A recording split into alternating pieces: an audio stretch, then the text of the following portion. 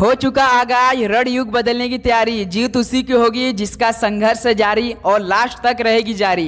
Hello दोस्तों, नमस्कार। मैं विवेक आप सभी का स्वागत करता हूं आपके अपने इस यूट्यूब परिवार में। तो आप सब कैसे हैं? उम्मीद करता हूं आप सब अच्छे होंगे, स्वस्थ होंगे और अपने एसएससी एमटीएस हवलदार एग्जाम की तैयारी काफ़ी अच्छे से कर रहे होंगे। तो दोस्तों, जैसा कि हम लोग लगातार शाम को 7 PM पे एसएससी एमटीएस जिस टॉपिक से 110% सवाल पूछता है उस टॉपिक को डेली का डेली हम लोग कवर कर रहे हैं। तो दोस्तों, आज की सेशन में हम लोग साइंस के टॉपिक को कवर करने वाले हैं। देख रहे हैं काफ़ी स्टूडेंट साइंस को मतलब नज़रअंदाज कर दे रहे हैं। तो दोस्तों, केवल हमारा जीके इंग्लिश तो मेन है। जीके में हम लोग केवल इतिहास, भूगोल या आपका स्टैटिक जीके करने से हमारा एग्जाम क्रैक नहीं हो जाएगा दोस्तों, क्योंकि साइंस के भी महत्वपूर्ण प्रश्न पढ़ना पड़ेगा हमें। तो दोस्तों, आज की सेशन में जैसा प्रश्न आपके परीक्षा में एसएससी एमटीएस जिस टॉपिक से पूछता है ना, जैसे कि बायोकेमिस्ट्री, फिजिक्स यानी जीव विज्ञान, भौतिक, आपका रसायन, उस टॉपिक के साथ ही हम लोग 60 प्रश्न करने वाले हैं और वही प्रश्न करने वाले हैं जो कि आपके परीक्षा में मोस्ट एक्सपेक्टेड रहेगा। ओके, तो दोस्तों, एक भी प्रश्न नज़रअंदाज नहीं कर सकते, क्योंकि यदि आपके पेपर मान ली एक शिफ्ट में 3 क्वेश्चन आया, 3 क्वेश्चन यानी 9 नंबर का, एक नंबर से पीछे रह जाते हैं स्टूडेंट। तो दोस्त, हमें एक भी क्वेश्चन को मतलब कि नहीं छोड़ के जाना है, हर एक टॉपिक से हर टाइप का क्वेश्चन पढ़ के जाना है। इसलिए दोस्त, हम आपको नज़रअंदाज बिल्कुल भी नहीं करने देंगे, क्योंकि हमें आपको सिलेक्शन दिलवाना है। तो इसलिए आज हम लोग साइंस के टॉपिक कवर करने वाले हैं। चलिए दोस्त, इस सेशन को स्टार्ट करते हैं। डेली की क्यूज आप सभी को पता होगा 8 AM पे होती है, 11:30 AM पे और 7 PM पे डेली का डेली क्यूज होता है। एक भी दिन मिस नहीं होता है। अभी तक हमारे टेलीग्राम से आप लोग नहीं जुड़े हैं तो जरूर जुड़िए दोस्त, क्योंकि आपको वहाँ हम का PDF प्रोवाइड करते हैं। ओके, तो चलिए देखते हैं आज इस सेशन हम लोग कुछ क्या नया खास कर सकते हैं। बस आपको सेशन में बने रहना है, आपको 60 to 60 प्रश्न याद करवा देंगे। तो चैनल पर नए तो सब्सक्राइब करके बेल नोटिफिकेशन ऑन कर लीजिए, क्योंकि नोटिफिकेशन ऑन करेंगे तो अभी आपके पास नोटिफिकेशन जाएगा डेली के डेली क्लास। ओके दोस्त, तो चलिए आज हम लोग का सेशन का पहला प्रश्न देखते हैं। देखिए, आम का वानस्पतिक नाम क्या है? बताइए दोस्तों, आम का वानस्पतिक नाम क्या होता है? सभी को पता होगा मैंगीफेरा इंडिका होता है। तो पहले का हम लोग का ए ऑप्शन बिल्कुल राइट ऑप्शन। अब आपसे पूछ दिया जाए कि अशोक वृक्ष का रसायन मतलब वानस्पतिक नाम क्या होता है, तो याद रखिए कैसुरीना होता है। कैसुरीना किसका होता है?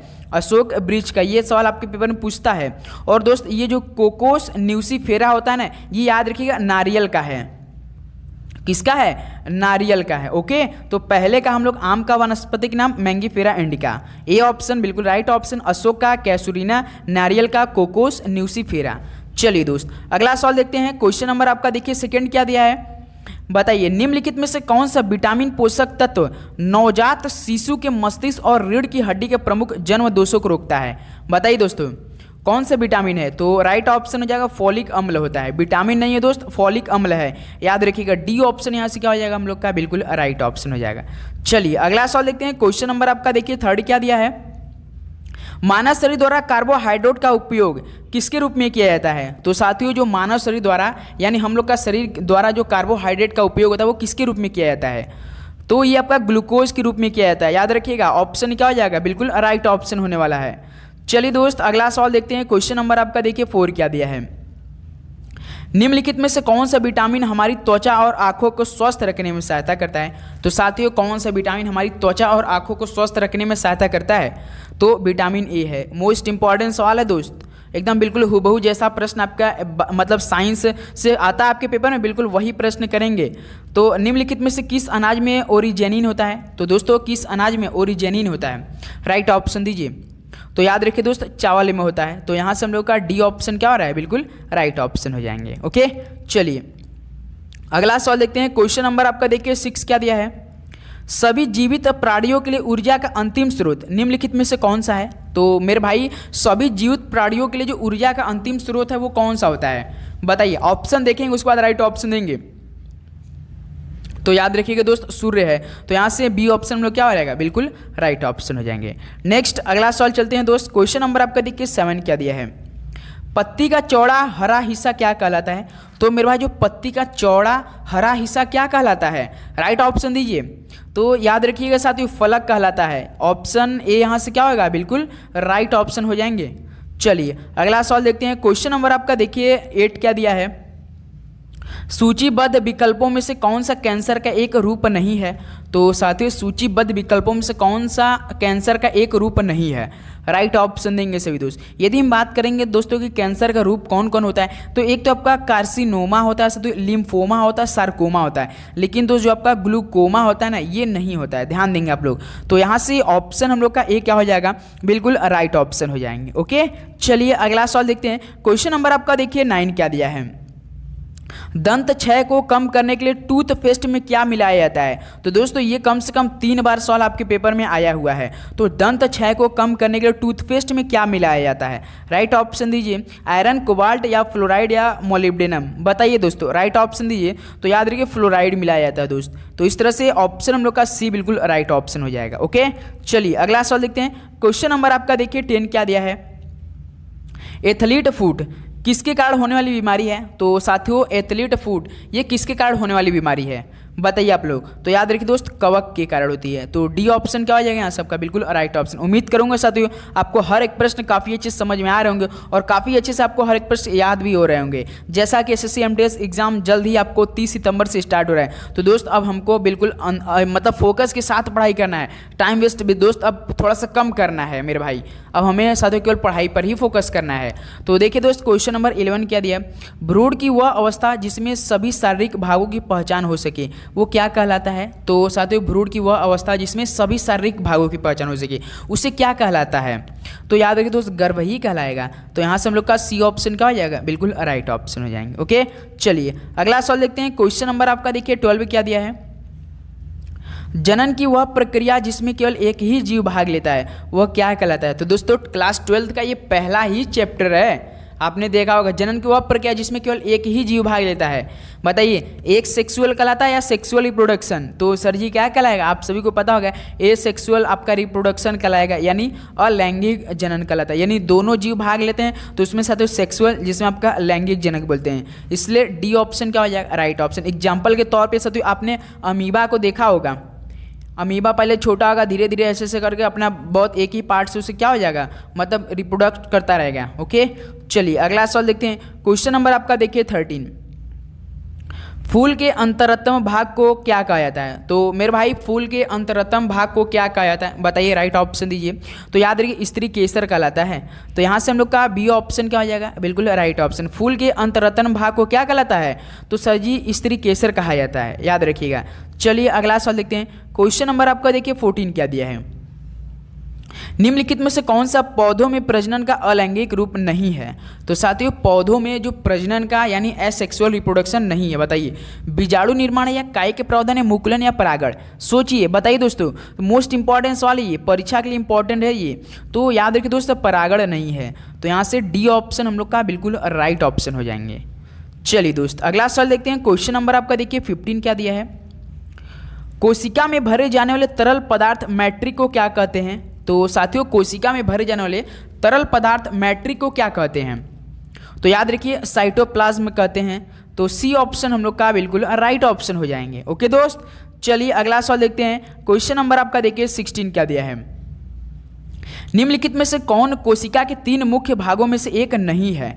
तो साथियों कोशिका के जो 3 मुख्य भाग होते हैं उनमें से एक कौन नहीं है, ये बताइए आप लोग। तो सबसे पहले हम देखेंगे जो कोशिका के 3 मुख्य भाग वो कौन कौन से होते हैं। पहले नंबर पे साथियों आपका केंद्रक है, दूसरे नंबर पे साथियों आपका जो कोशिका द्रव्य होता है वो होता है, और तीसरा नंबर पे सभी को पता है लास्ट में झिल्ली, कोशिका झिल्ली। तो देखिए केंद्रक दे रखा है, कोशिका द्रव्य दे रखा है दोस्त, लेकिन आपका जो रिक्तिका है ना होती है दोस्त, ये नहीं होती है आपका कोशिका के 3 मुख्य भागों में से। तो इस तरह से हम लोग का सी ऑप्शन क्या हो जाएगा? बिल्कुल राइट ऑप्शन हो जाएंगे।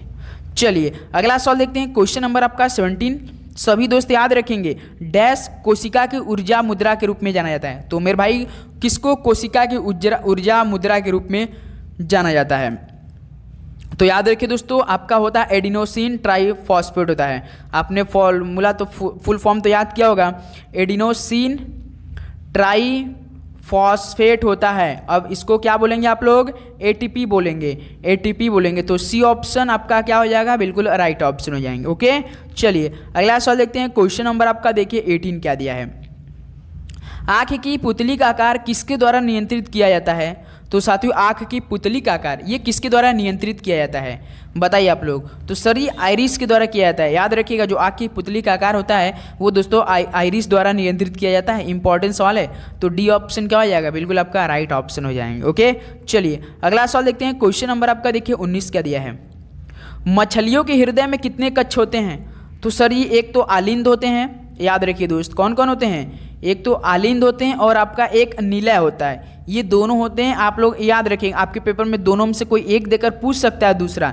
तो इसलिए मछलियों के हृदय में दो कक्ष होते हैं, एक तो आलिंद और निलय होते हैं। तो सी ऑप्शन आपका बिल्कुल राइट ऑप्शन हो जाएंगे। नेक्स्ट अगला सवाल देखते हैं साथियों। क्वेश्चन नंबर आपका 20। जिस भी सवाल को आपको दोस्तों सही जवाब आ रहा है प्लीज़ आप हमें कमेंट बॉक्स में जवाब देते चलेंगे, क्योंकि टारगेट आपको दिया गया 60 में से कम 50 प्रश्न आपका सही होना चाहिए।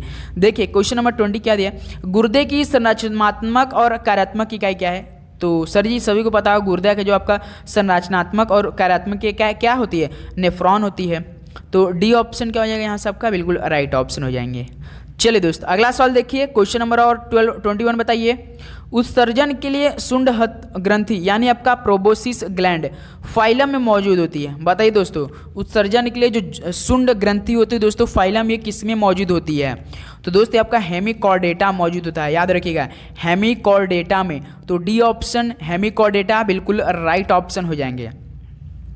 चलिए अगला सवाल देखते हैं। क्वेश्चन नंबर आपका देखिए 22 क्या दिया है। कीड़ों में गैस विनिमय के लिए वायु नलिकाओं का नेटवर्क क्या है? तो मेरे भाई कीड़ों में गैस विनिमय के लिए वायु नलिकाओं का नेटवर्क क्या है? तो याद रखिएगा ट्रैकिया है, ट्रैकिया है। ऑप्शन सी बिल्कुल राइट हो जाएगा आप सभी का। चलिए अगला सवाल देखते हैं। क्वेश्चन नंबर आपका 23 क्या दिया है। यकृत ग्रंथि स्रावित करती है जो पित्ताशय नामक एक थैली में संग्रहित होती है। देखिए दोस्तों जो इसको सिलेक्शन लेना है डेली का डेली क्लास वही ज्वाइन करता है क्लास, और वही डेली साथियों क्लास पे टिकता है। जिसको सिलेक्शन नहीं लेता है वो इधर उधर करेगा मेरे भाई, उसका देखिए नहीं सिलेक्शन हो पाएगा। मैं आपको झूठा दिलासा नहीं दिला सकता कि आप थोड़ा सा पढ़ेंगे तो आपका हो जाएगा। MTS की बात है, 57 लाख भाइयों की बात है इसमें, तो आप समझ सकते हैं कंपटीशन कितना तगड़ा है। अगर आपको साथियों इन 2024 में बेरोजगारी को रोजगारी में बदलना है तो थोड़ा सा तो मेहनत करना पड़ेगा मेरे भाई। आपको हर एक प्रश्न काफ़ी अच्छे से पढ़ के जाना है, तभी वही सिलेक्शन भगवान भी ऊपर साथ देता है जो मतलब कि हर परिस्थिति में अपने आप को ढाल सके और पढ़ाई कर सके। याद रखिएगा आप लोग दोस्तों, तभी आपका सिलेक्शन होगा मेरे भाई। तो याद रखिए यकृत ग्रंथि आपका पित्त क्या रस स्रावित करती है, पित्त रस स्रावित करती है, जो कि साथियों जो पित्ताशय नामक एक थैली में होता है ना उसमें संग्रहित होती है। डी ऑप्शन क्या हो जाएगा, राइट हो जाएगा। चलिए अगला सवाल देखते हैं। क्वेश्चन नंबर आपका देखिए 24 क्या दिया है।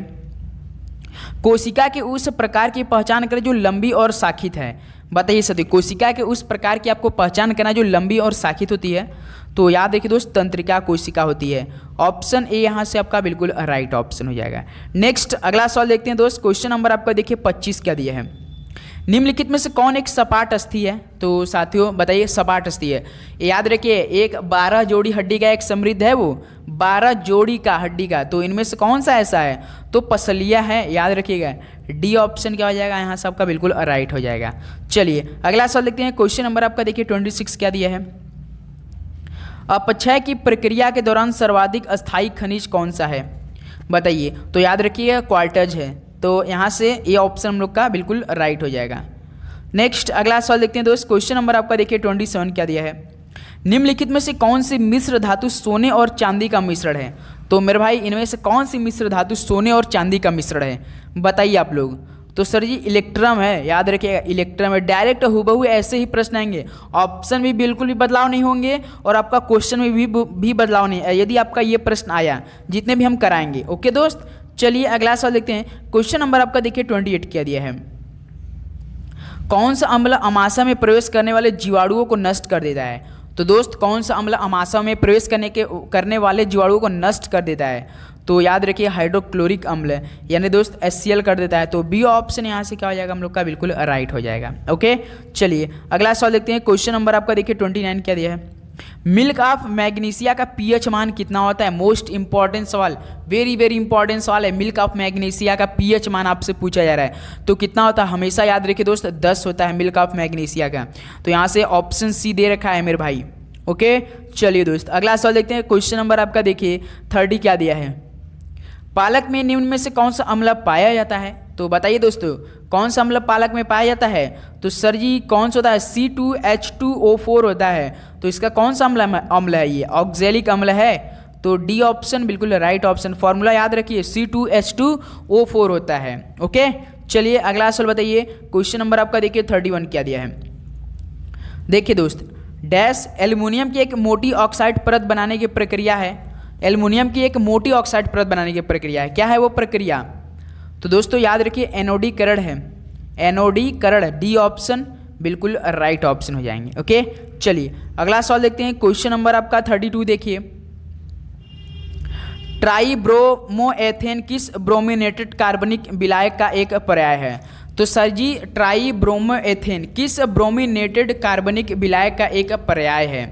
बताइए दोस्तों, राइट ऑप्शन दीजिए। एक प्रकार का दोस्तों ये रंगहीन द्रव है जो कि मीठी गंध भी होती है। याद रखिए रंगहीन होता है दोस्त, रंगहीन होता है और उसके बाद दोस्त एक प्रकार का मीठी गंध होती है ये। तो वो कौन सा हो जाएगा? तो सर जी ये आपका हो जाएगा ब्रोमोफॉर्म होता है। ऑप्शन ए ब्रोमोफॉर्म बिल्कुल आपका राइट ऑप्शन हो जाएगा। चलिए साथियों अगला बताइए। क्वेश्चन नंबर आपका देखिए 33 क्या दिया है। निम्नलिखित में से कौन सा कार्बनिक यौगिकों के परिवार से संबंधित नहीं है? तो साथियों इनमें से कौन सा कार्बनिक यौगिक के परिवार से संबंधित नहीं है? बताइए आप लोग, राइट ऑप्शन तुरंत फटाफट दीजिए। तो सर जी आपको पता होगा अमोनिया है। आपका अमोनिया जो होता है साथियों N और H एक प्रकार क्या अकार्बनिक होता है। अमोनिया का NH3 होता है, आप सभी को पता होगा दोस्तों। जो आपका नाइट्रोजन और हाइड्रोजन होते हैं एक प्रकार के दोस्त, ये क्या होते हैं? अकार्बनिक यौगिक होते हैं। ध्यान दीजिएगा, मोस्ट इंपॉर्टेंट सवाल, अकार्बनिक यौगिक होते हैं।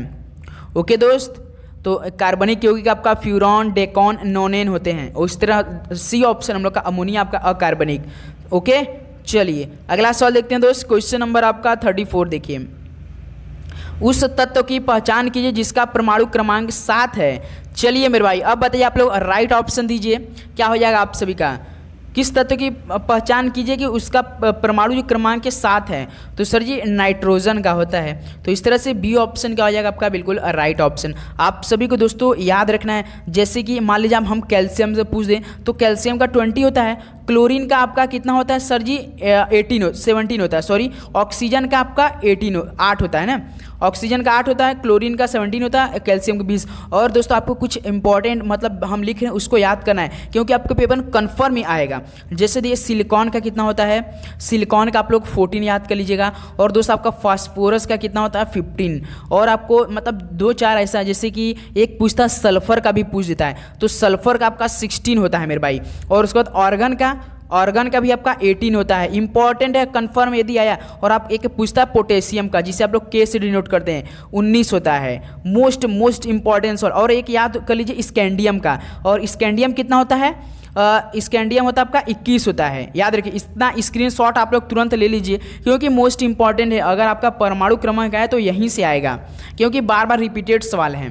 एक टाइटेनियम के भी याद कर लीजिए। मान लीजिए टाइटेनियम का हम यहाँ लिख दे रहे हैं बगल में, टाइटेनियम का कितना होता है? 22 होता है। टाइटेनियम का 22 होता है। तो इतना आपको याद कर लेना है परीक्षा की दृष्टि से। ओके मेरे भाई, चलिए अगला सवाल देखते हैं। क्वेश्चन नंबर आपका 35 देखिए। 5वें आवर्त से अंतिम तत्व की पहचान करें। तो साथियों 5वें आवर्त से अंतिम तत्व की पहचान कीजिए। तो कौन सी हो जाएगी साथियों? तो याद रखिए जेनॉन होती है। तो यहाँ से डी ऑप्शन में क्या हो जाएगा? बिल्कुल राइट ऑप्शन हो जाएंगे। ओके, चलिए अगला सवाल देखते हैं। क्वेश्चन नंबर आपका देखिए 36 क्या दिया है। निम्नलिखित में से कौन से विज्ञान के आवर्त सारणी का एक उत्कृष्ट नोबल रासायनिक तत्व है? नोबल गैस किसे बोलते हैं दोस्तों? बताइए सभी, देखिए राइट ऑप्शन दीजिए। इनमें से कौन सा हो जाएगा? तो हीलियम हो जाएगा। हे नानी आराम कर जिंदा रहेगी, हे नानी आराम कर जिंदा रहेगी। तो यहाँ से हम लोग का बी ऑप्शन राइट हो जाएगा। चलिए अगला सवाल देखते हैं। Question number 37। जैसे हमने क्लास 12th में रहते थे दोस्तों, हम लोग काफ़ी अच्छा आलू बैगा इन थैली, मतलब काफ़ी अच्छे से हम लोग इसका मतलब बना के याद करते थे। ओके दोस्तों, देखिए ओ सा सी टे ट पो होता है ना, वही उसको भी हम लोग देखिए। क्वेश्चन नंबर 37, वह न्यूनतम ताप जिस पर कोई पदार्थ जलने लगता है उस पदार्थ को क्या कहलाता है? तो साथ ही वह न्यूनतम ताप आपको बताना है जिस पर कोई पदार्थ जलने लगता है उस पदार्थ को क्या कहलाता है? तो याद रखिए दोस्तों ज्वलन ताप कहलाता है। तो यहाँ से ऑप्शन हम लोग का सी बिल्कुल राइट हो जाएगा। ओके, चलिए अगला सवाल देखते हैं। क्वेश्चन नंबर आपका देखिए 38 क्या दिया है। प्रावस्था संक्रमण की कौन सी प्रक्रिया निक्षेपण के विपरीत है? तो साथियों प्रावस्था संक्रमण की कौन सी प्रक्रिया निक्षेपण के विपरीत है, बताइए आप लोग। तो यार देखिए ऊर्ध्वापतन है दोस्तों, ऊर्ध्वपातन है। ऑप्शन ए यहाँ से आपका बिल्कुल राइट ऑप्शन होने वाला है। चलिए दोस्त अगला सवाल देखते हैं। क्वेश्चन नंबर आपका देखिए 13 है। आप सभी से रिक्वेस्ट कि जितने भाई आ रहे हैं चैनल पर तो सब्सक्राइब करके बेल नोटिफिकेशन ऑन कर लेंगे मेरे भाई, क्योंकि डेली के डेली आपको तभी मिलेगा क्लास जब कि आप नोटिफिकेशन ऑन कर लेंगे तभी मेरे भाई। तो लाइक सब्सक्राइब जरूर कीजिएगा। निम्नलिखित में से कौन सा कोलाइड फॉर्म का एक उदाहरण है? तो कोलाइड फॉर्म का उदाहरण बताइए इनमें से कौन है? तो स्पंज है साथियों। स्पंज किसका उदाहरण है? तो कोलाइड फॉर्म का है। ऑप्शन ए बिल्कुल राइट ऑप्शन हो जाएंगे। ओके चलिए अगला सवाल देखते हैं। क्वेश्चन नंबर आपका देखिए 40 क्या दिया है? जल की कठोरता को किसमें व्यक्त किया जाता है? जल की कठोरता तो ये तो सभी को पता होगा, पीपीएम में किया जाता है। मोस्ट इंपॉर्टेंट सवाल पीपीएम, सी ऑप्शन देखिए बिल्कुल राइट हो जाएगा।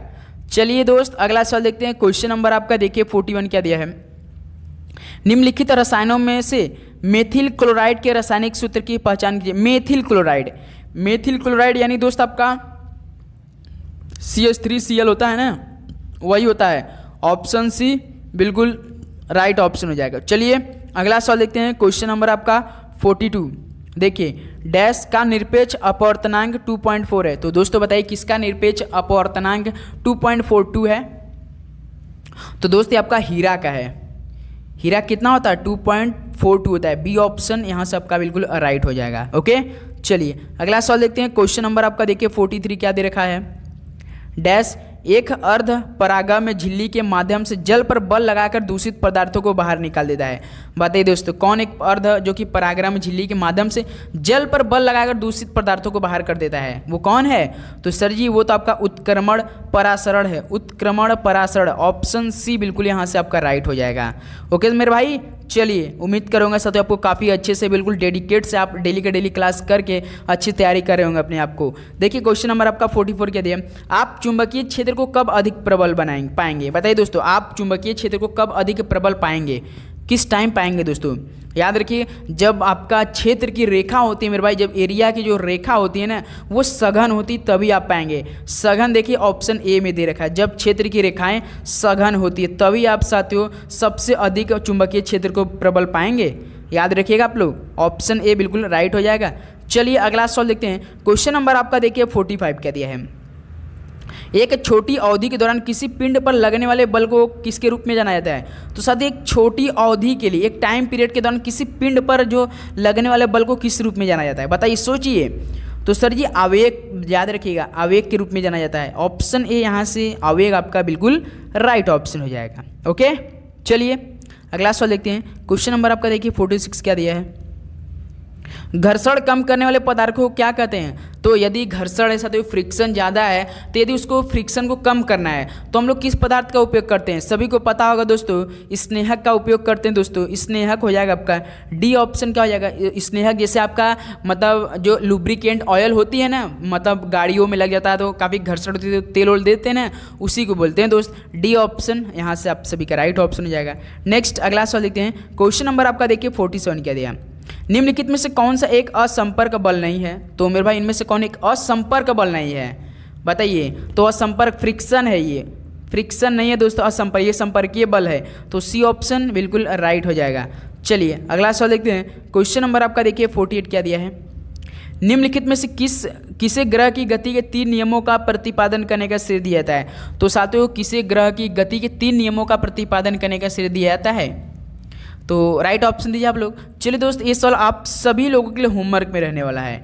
आप सभी दोस्त इस सवाल का राइट ऑप्शन हमें कमेंट देंगे, या तो ऑप्शन सी होगा या तो ऑप्शन डी होगा। ओके कि कौन ग्रह के जो 3 नियम थे उसको प्रतिपादन करने का श्रेय दिया जाता है, आपको बताना है उनका राइट ऑप्शन। चलिए बताइए आप लोग।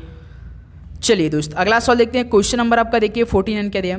प्रकाश विद्युत प्रभाव प्रकाश की किस प्रकृति को दर्शाता है? तो साथियों प्रकाश विद्युत प्रभाव प्रकाश की किस प्रकृति को दर्शाता है?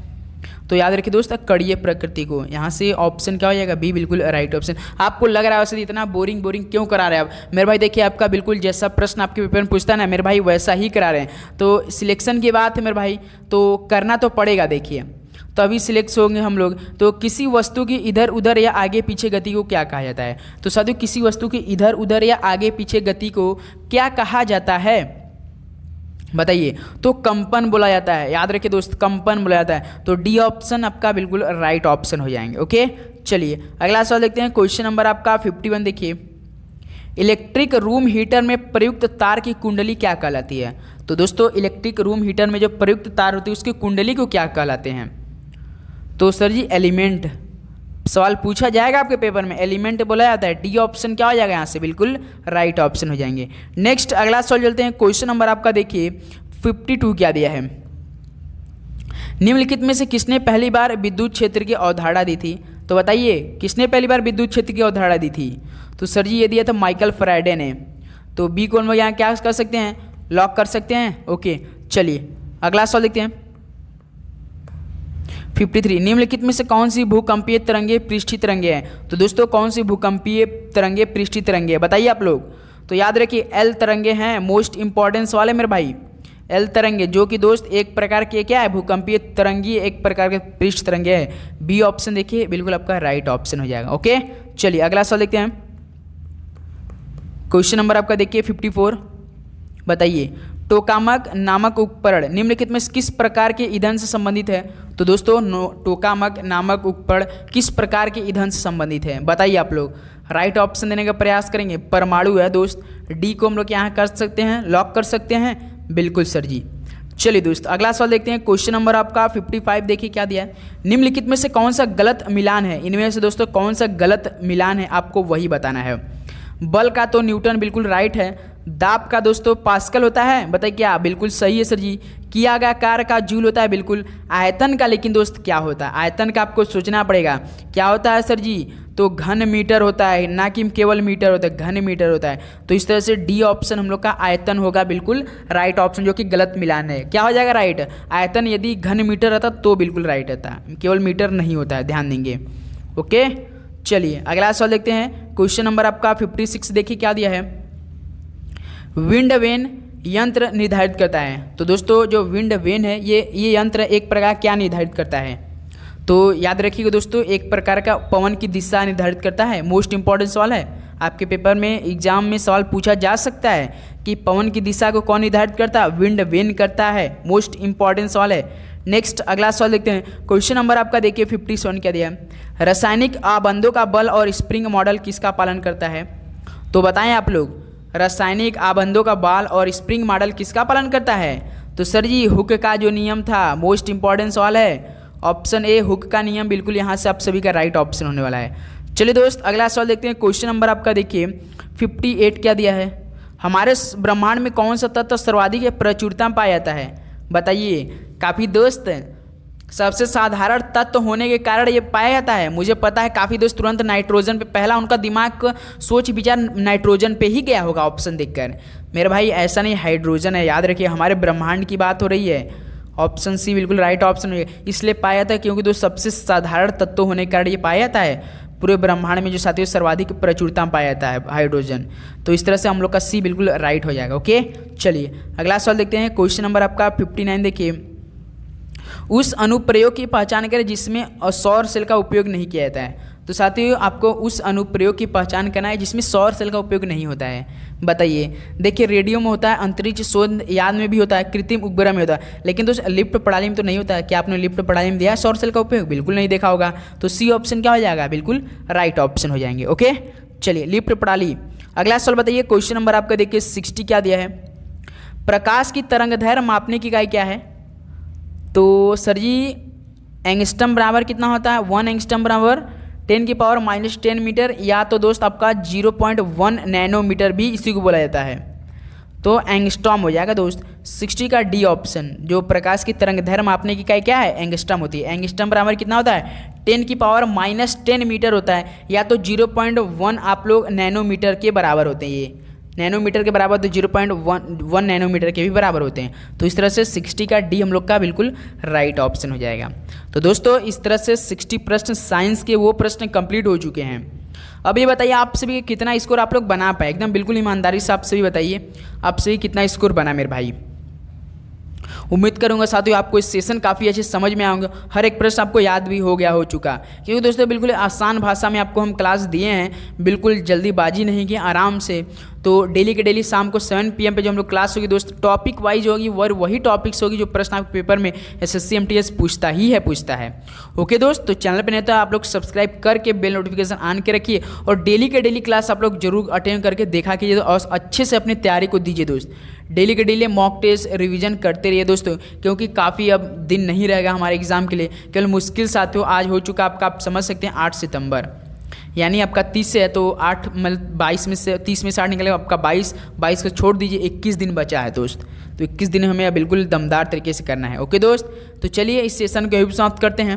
मिलते हैं कल एक नए सेशन सुबह 8 AM पे बिल्कुल दमदार तरीके से 8 AM वाली स्टैटिक जीके के साथ। ओके दोस्त, तो चलिए सभी को एग्जाम के लिए बेस्ट ऑफ लक, पढ़ाई करते रहिए। जय हिंद, वंदे मातरम, धन्यवाद।